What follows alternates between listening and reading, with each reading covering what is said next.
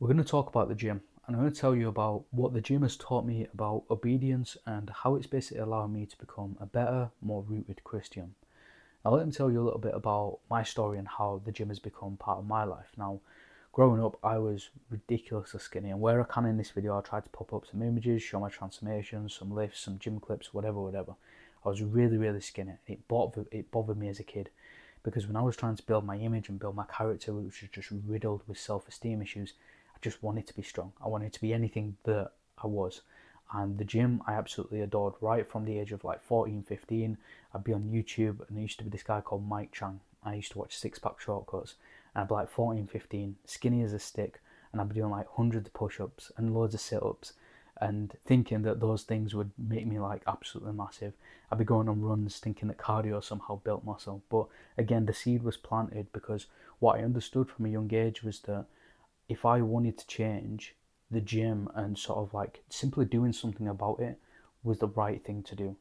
I understood that if I complained about being skinny and complained about just, I was growing into like a young man, and yet to me I still looked like a child. Me voicing those things and complaining, I knew would do nothing. And so the reason why I was so drawn to the gym was because that was the environment, that was the catalyst, that was my ticket to get to this more muscular, this more defined version of Josh that was more attractive. And I'm talking about it now like a little bit philosophical. I'm talking about it with experience, but at the time I just wanted to get more girls, right? I was like 14, 15, 16. If you know me personally, you'll know my story and sort of like how I battled with self-esteem, external validation. So the gym for me was like, right, that's it. Everyone's gonna love me. Guys are gonna want to be my friend. Girls are gonna want to be with me, and that really was the mentality at the time. But even then, a year into training, it was short lived. It was the discipline and the foundations, and just simply going to the gym that has built and taught me many different things. This has been able to transfer into the businesses that I've run, the way that I orchestrate my mindset, and how I make decisions and choices. The gym has really taught me a lot. And now when we go back and we revisit this story and this part of my life, but with faith and with religion at the root, now everything begins to make so much more sense. And I think the first thing that I want to go into is just this idea of like going and doing the work and doing the hard things, especially when it comes to Christianity and just operating on a day to day basis.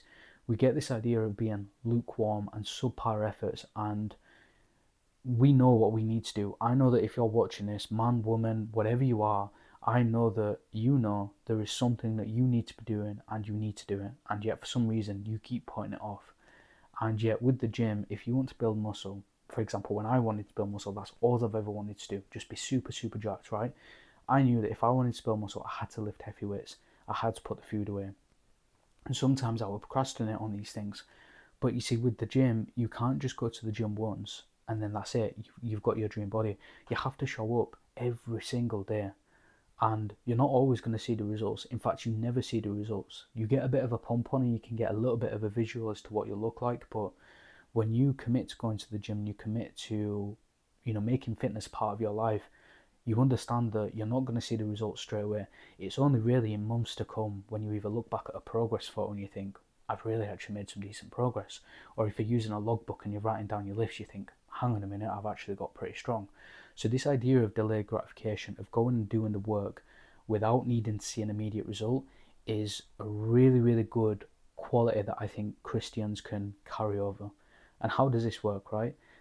Praying to God daily, doing the right things, holding God in your heart, you're not going to get a reward straight away. Like, God's not a genie. He, he holds on to these things, but he's not going to instantly reward us. We learn from stories of Solomon, loads of different like Old Testament stories, New Testament stories.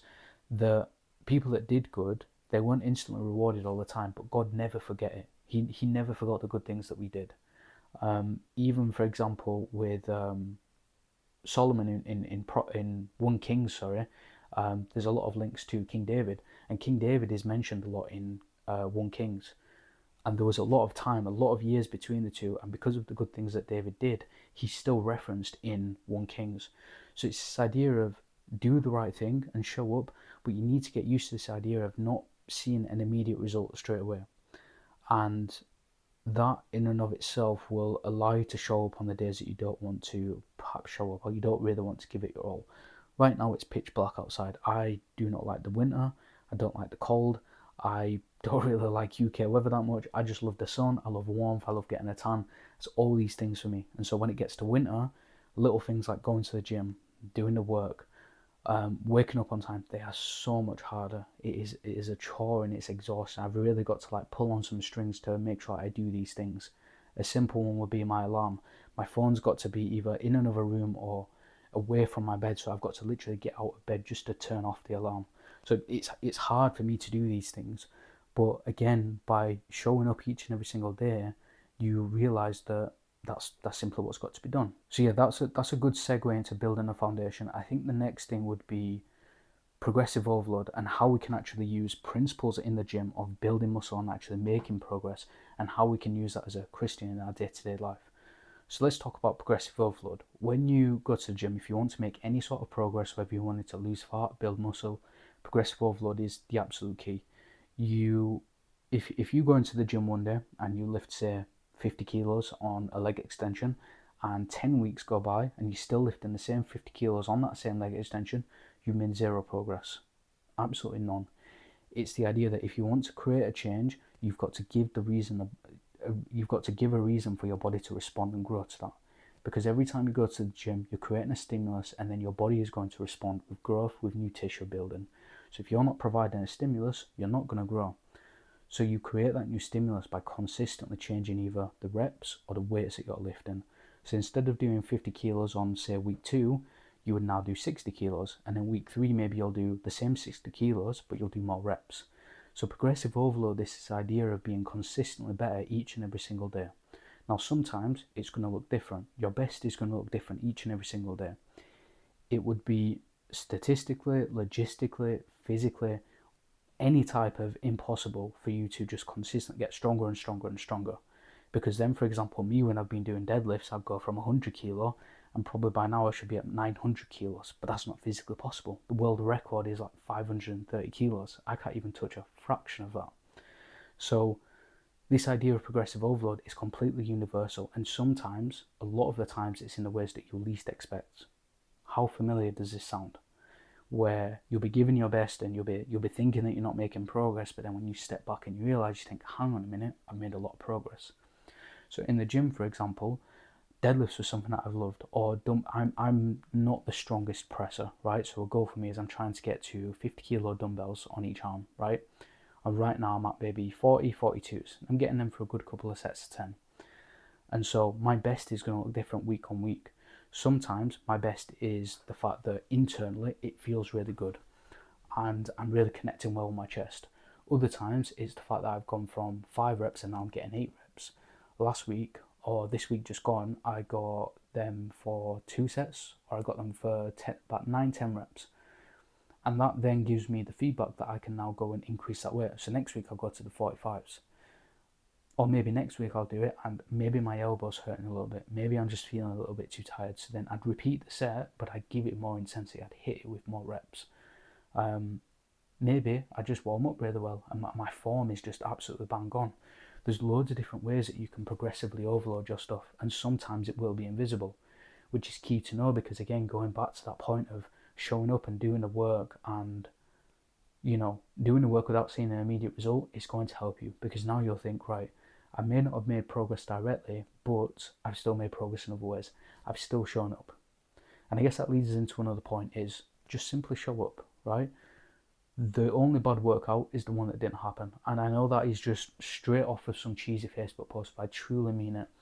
If you're in the gym, even if you're just going to do cardio and you're just there just for the sake of it, you're still better than the people that are still at home doing absolutely nothing. And what's funny is it's usually the people at home doing nothing that are going to be the ones giving you stick.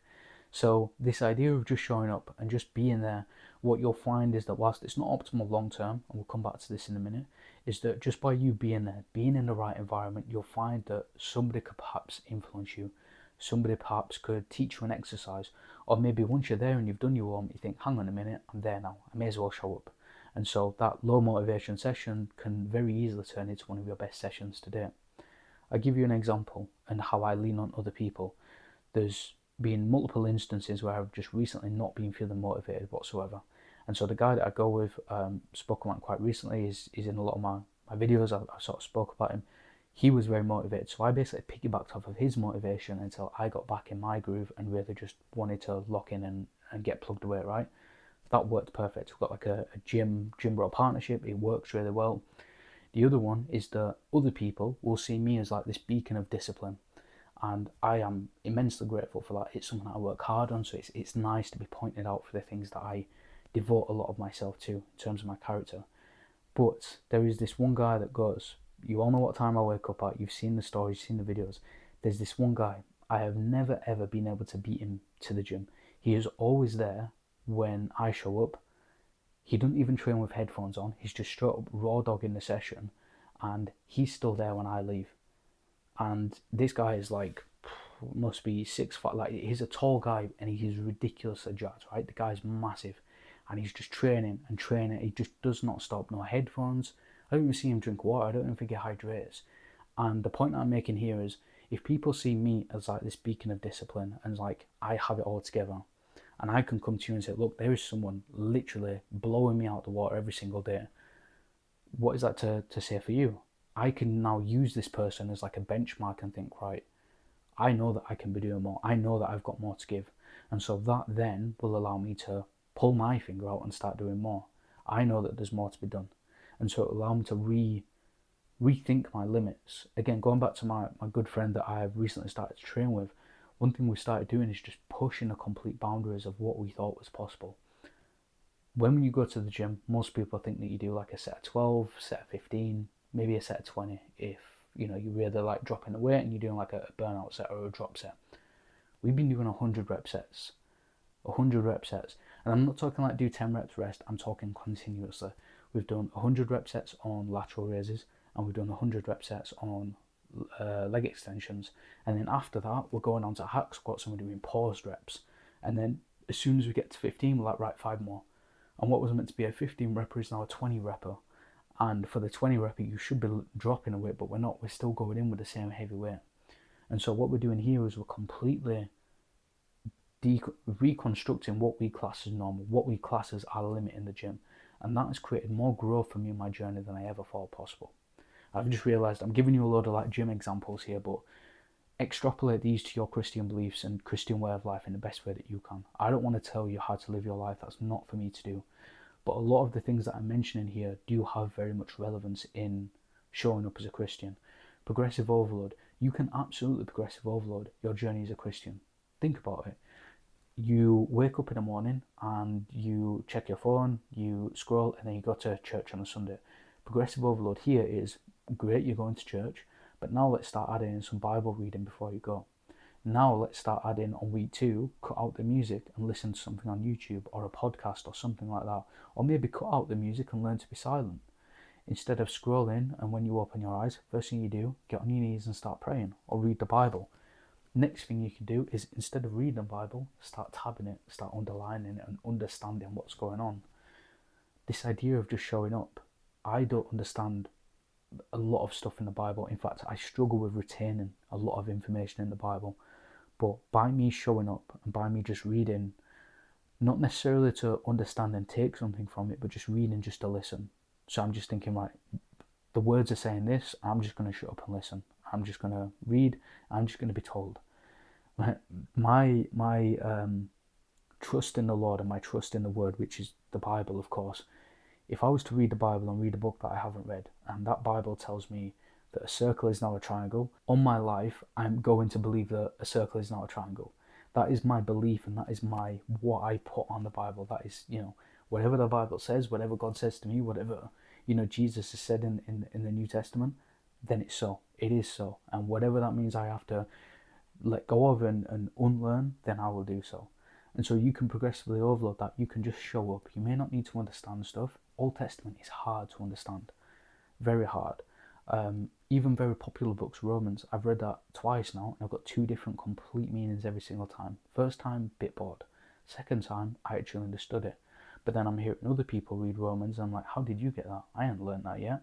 So now I'm going to have to go reread it again. So I'm using and I'm putting reps into my Bible studies, and the more reps that you put in, that's going to increase a better return, right? a bigger muscle, it's a stronger muscle. And you get stronger by doing more reps, by doing more weights. And you do that by praying more, praying harder, praying with more intensity, doing better things with intensity. Don't just wear the cross, but carry it. If you see someone, and we learn this in Proverbs again, I believe, or it might be another. I think it's an actual gospel that we learn this in. It's that if a homeless person comes to you, right, and you are capable, you've got food, you've got shelter, you've got decent disposable income, and a homeless person comes to you and they're in need, and you can visibly see that they're in need, but you just say, oh, it's okay, God bless you, take care. Your faith isn't really being put to good works. You know that you've got the money to say help them, even if you just go and buy them a Greggs, even if you just go and buy them some water. That is a much better work of your faith than just saying God bless, because God bless just sounds cool, it sounds liberal, it sounds like, look at me, I'm so holy, I'm a Christian. But what have you actually done for that person? Start to help people, be intense. If you want your body to grow, you must give it a reason to do so. Don't just go to the gym and just do some light weights. Put it all on the line, blood and gut style. Like, train like a bodybuilder. You're not going to look like one, but at least train like one. Go in and put the work in. If you see someone in need, don't just say, I hope you have a good day. Go out and help them. Like, I want to get into like some food banks, and I want to start like volunteering. I want to do this thing where like I create like these care packages, maybe like some pillows, like a sleeping bag, and I just want to go out and give them to people. So if you see something, like, actually put your faith to work. Give it a reason to change. If you want to change, give it a reason to do so, and start doing the work. So I think that's it for today's video. I'll see you for the next one.